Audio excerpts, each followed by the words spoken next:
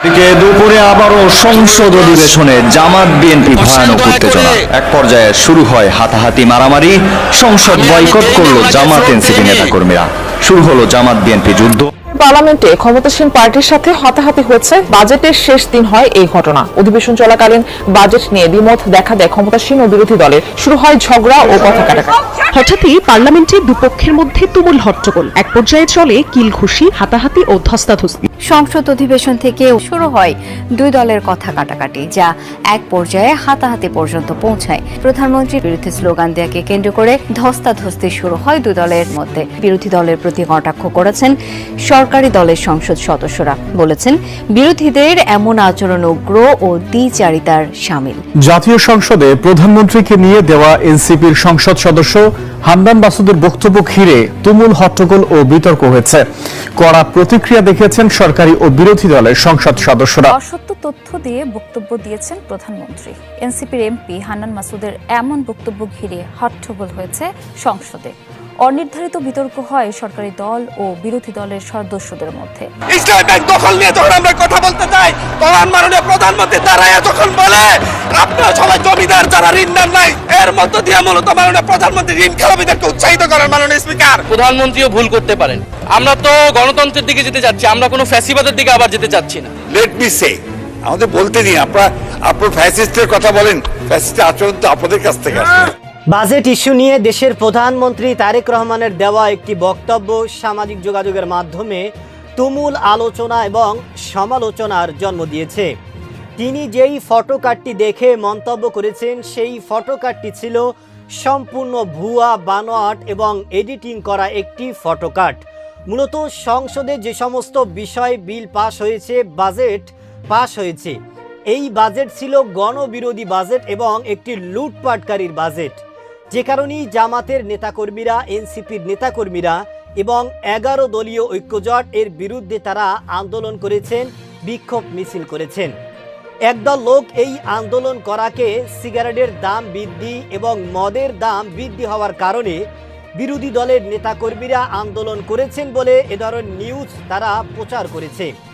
যে কারণেই দেশের একজন প্রধানমন্ত্রী হয়ে এ ধরনের অসত্য তথ্য প্রচার করার কারণে গোটা সংসদে এ বিষয় নিয়ে উত্তপ্ত পরিস্থিতি অবস্থা সৃষ্টি হয়েছে।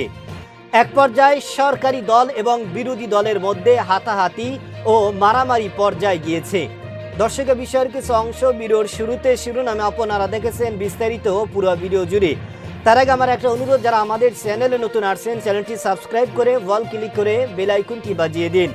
দর্শক, চলুন দেখে আসি সংসদে এই অসত্য তথ্য প্রচার করার কারণে এ নিয়ে সংসদে কি পরিস্থিতি সৃষ্টি হয়েছে এবং এ নিয়ে সরকারি দল ও বিরোধী দলের মধ্যে কি অবস্থা তৈরি হয়েছে, সেটা আপনারা পুরো ভিডিওটা দেখলেই বুঝতে পারবেন। ভিডিওটা অত্যন্ত গুরুত্বপূর্ণ, তাই ধৈর্য ধরে একটি লাইক এবং পুরো ভিডিওটা শেষ পর্যন্ত দেখতে থাকুন। স্পিকার, আমাদের মাননীয় প্রধানমন্ত্রী আজকে এখানে নেই। উনি যখন বিভিন্ন ভাষণে গিয়ে অসত্য তথ্য দিয়ে বলেন বিরোধী দল মিছিল করতেছে, মদের দাম কেন বৃদ্ধি করা হয়েছে, কেন সিগারেটের দাম বৃদ্ধি করা হয়েছে, এরকম অসত্য তথ্য দিয়ে যখন মাননীয় প্রধানমন্ত্রী বক্তব্য দেন, আমরা খুবই আশাহত হই। মাননীয় স্পিকার, আমরা আশাহত হই যখন ঋণ নিয়ে কথা বলতে গিয়ে সংসদে, যখন আমরা ঋণ নিয়ে কথা বলতে চাই, ব্যাংকের ঋণ নিয়ে, ইসলামী ব্যাংক দখল নিয়ে যখন আমরা কথা বলতে চাই, তখন মাননীয় প্রধানমন্ত্রী দাঁড়ায় যখন বলে আপনারা সবাই জমিদার যারা ঋণ নেন নাই, এর মধ্য দিয়ে মূলত মাননীয় প্রধানমন্ত্রী ঋণ খেলাপিদেরকে উৎসাহিত করেন। মাননীয় স্পিকার, আমরা এই ধরনের সংসদ আর চাই না। ধন্যবাদ মাননীয় সদস্য, ধন্যবাদ মাননীয় স্পিকার। আপনার জন্য 2 মিনিট। আমরা এই সংসদকে কার্যকর করার জন্য উভয় পক্ষে একটা সম্মতিতে এসেছি। এই সংসদে কোনো অসত্য বাক্য উত্থাপন করা হোক বা এমন কথা বলা না হোক যে কথায় আমাদের মান সম্মান হানি হয়, সংসদ নেতাকে কটূক্তি করা হয়। এ বিষয়ে আজকে নতুন প্রজন্মের জুলাই আন্দোলনের নেতা, উনি আমাদের নোয়াখালী অঞ্চলের মাননীয় সংসদ সদস্য, উনি একটি বক্তব্য রেখেছেন। এটাতে আমরা খুবই ক্ষুব্ধ, কারণ আমাদের নেতা উড়ে এসে নাই। শহীদ প্রেসিডেন্ট জিয়াউর রহমানের সন্তান, দেশ নেত্রী বেগম খালেদা জিয়ার সন্তান। 16 বছর ধরে যিনি এই দেশের মানুষের গণতন্ত্রের জন্য, ভোটাধিকারের জন্য সংগ্রাম করেছেন। আজকে কোনো লুটের ভোটে নয়, 10টা হুন্ডার 20টা গুন্ডার ভোটে নয়, একটা সুষ্ঠু ভোটের মাধ্যমে সংখ্যাগরিষ্ঠ অর্জন করে সরকার গঠন করেছে। তাই আমরা আজকে যে অসত্য সংসদ নেতা নিয়ে অসত্য কথা বলেছেন এটা এক্সপান্স করার জন্য আপনার কাছে বিনীত অনুরোধ জানাচ্ছি। মাননীয় বিরোধী দলীয় চিফ হুইপ, আমরা আসলে বিতর্কে যেতে চাচ্ছি না, একটা বক্তব্যের প্রেক্ষিতে উনি বক্তব্য দিয়েছেন। আমরা আসলে এইভাবে চললে তো সংসদ, আচ্ছা 1 মিনিট আপনাকে সময় দেয়া হলো। মাননীয় স্পিকার, এখানে মাননীয় সংসদ সদস্য দাঁড়ালেন, তিনি যদি স্পেসিফিক্যালি বলতেন কোন তথ্যটা এখানে অসত্য, উনি তো ওনার বক্তব্যের প্রেক্ষিতে বলেছেন, উনি কিন্তু ঢালাওভাবে বলে গেলেন যে বক্তব্য অসত্য কথা বলা হয়েছে। ওনাকে তো ফ্যাকচুয়ালি বলতে হবে কোন ইনফরমেশনটা এখানে ভুল ছিল। আর মাননীয় সংসদ নেতার কথা যদি বলেন প্রধানমন্ত্রীও ভুল করতে পারেন। প্রধানমন্ত্রী এই মাননীয় সংসদে দাঁড়িয়ে বক্তব্য দেওয়ার সময় স্লিপ অফ টাং হয়েছেন, উনি তার ভুল শুধরিয়েছেন। ওনার বক্তব্যের সমালোচনা করার অধিকারও বিরোধী দলের আছেন। ফলে উনি অবশ্যই ওনাকে আমরা সম্মান করি, উনি জিয়াউর রহমানের সন্তান, খালেদা জিয়ার সন্তান, প্রাইম মিনিস্টার, সংসদ নেতা, কিন্তু তার মানে এই না যে তাকে নিয়ে কোনো কথাই বলা যাবে না, তার কোনো বক্তব্যের সমালোচনা করা যাবে না। আমরা তো গণতন্ত্রের দিকে যেতে যাচ্ছি, আমরা কোনো ফ্যাসিবাদের দিকে আবার যেতে চাচ্ছি না। ফলে এটা যাতে মাননীয় স্পিকার আপনি বিবেচনা রাখেন সিদ্ধান্ত নেওয়ার ক্ষেত্রে। জি, মাননীয় মন্ত্রী মির্জা ফখরুল ইসলাম আলমগীর। ধন্যবাদ। আমাদের মাননীয় ডেপুটি দুঃখিত বিরোধী দলের হুইপ, যে চিফ হুইপ যে কথাটা বললেন অমনে সত্য নয়, সঠিক নয়। কারণ আমাদের মাননীয় সংসদ সদস্য যে বক্তব্য দিয়েছেন, বিরোধী দলের, সেই বক্তব্যের মধ্যে তিনি সুনির্দিষ্টভাবেই বলেছেন যে আমাদের সংসদ নেতা প্রধানমন্ত্রী তিনি অসত্য বক্তব্য দিয়েছেন। এটারই আপনার আমাদের মাননীয় সংসদ সদস্য জয়নাল আবেদীন এটা পয়েন্ট আউট করেছেন। প্লিজ লেট মি সে, আমাদের বলতে নিন, আপনার ফ্যাসিস্টের কথা বলেন, ফ্যাসিস্টের আচরণ তো আপনাদের কাছ থেকে আসছে। You must allow us to speak. আমি কথা বলছি, আপনারা কথা বলছেন, আমরা কেউ কথা বলিনি। মাননীয় মন্ত্রী এদিকে কথা বলেন অ্যাড্রেস করে প্লিজ। এটা হবে পার্লামেন্টে, এটা হয়। জি জি জি। আমি আপনাকে যেটুকু অনুরোধ করতে চাই, যে অংশটুকু অসত্য আছে সেই অংশটুকু দয়া করে আপনি এক্সপান্স করবেন। কারণ আমাদের সংসদ নেতার বক্তব্য সম্পর্কে কোনো অসত্য বক্তব্য এখানে মেনে নেওয়া যাবে না। মাননীয় স্পিকার, ধন্যবাদ মাননীয় সদস্যবর্গ। আমরা হান্নান মাসুদ সাহেব, আপনার টাইম ইজ আপ, প্লিজ বসেন। এইভাবে সংসদে যখন খুশি তখন দাঁড়াবেন, that is not the norm. Please take your seat mister Hannan Masood. মাননীয় সদস্য দয়া করে আপনি বসুন, হান্নান মাসুদ দয়া করে বসুন। এটা শাহবাগ চত্বর নয়, জাতীয় সংসদ। বসুন। May I humbly request you to take your seat please. মাননীয় সদস্যবর্গ, মাননীয় সদস্য নোয়াখালী 6 আসনের বিরোধী দলীয় নেতা দাঁড়াতে দিতে হয়। জি বলেন। ধন্যবাদ মাননীয় স্পিকার।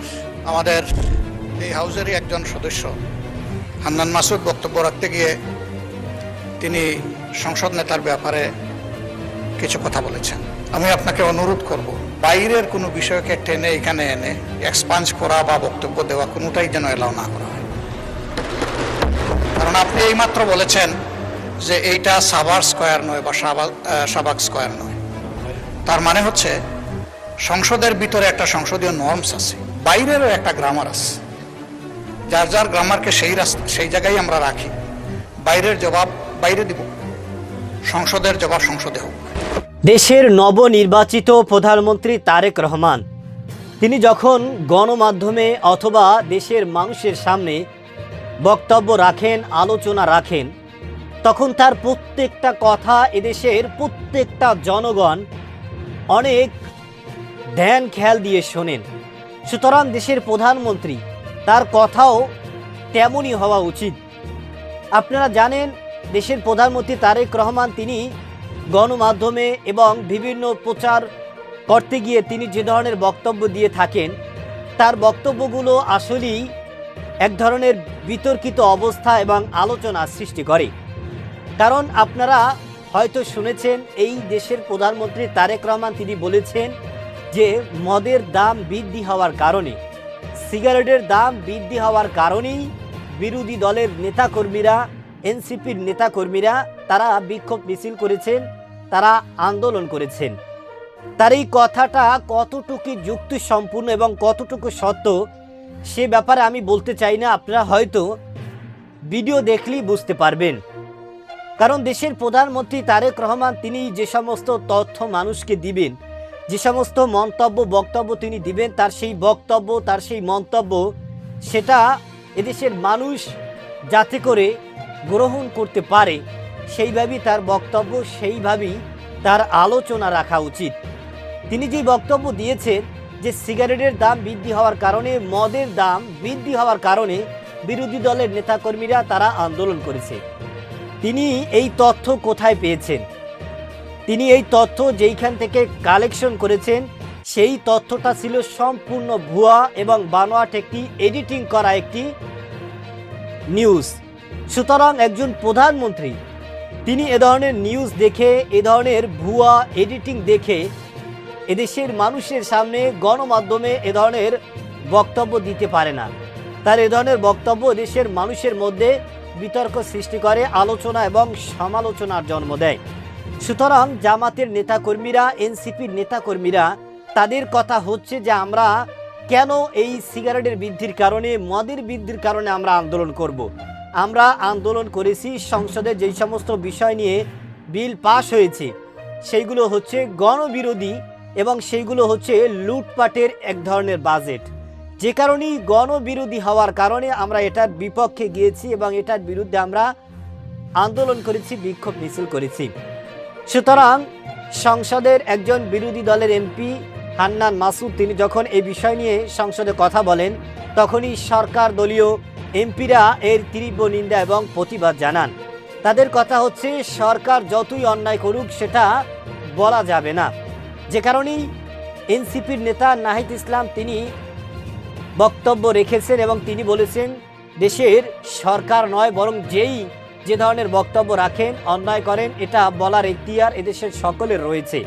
সুতরাং আমরা চাই বাংলাদেশকে সুন্দর করে, যাতে করে আর কেউ ফ্যাসিস্ট হয়ে না উঠতে পারে, সেজন্য যার মধ্যে যেই ভুল রয়েছে সেটা আমরা প্রকাশ্যে আলোচনার মাধ্যমে সমাধান করতে চাই। দর্শক, এ বিষয়ে আপনার কি মতামত সেটা আমাদের কমেন্ট সেকশন অবশ্যই জানাবেন। আজ এ পর্যন্তই। সুস্থ থাকবেন, ভালো থাকবেন। দেখা হবে আগামী কোনো ভিডিওতে, কথা হবে নতুন কোনো বিষয় নিয়ে। সে পর্যন্ত ভালো থাকবেন। খোদা হাফেজ।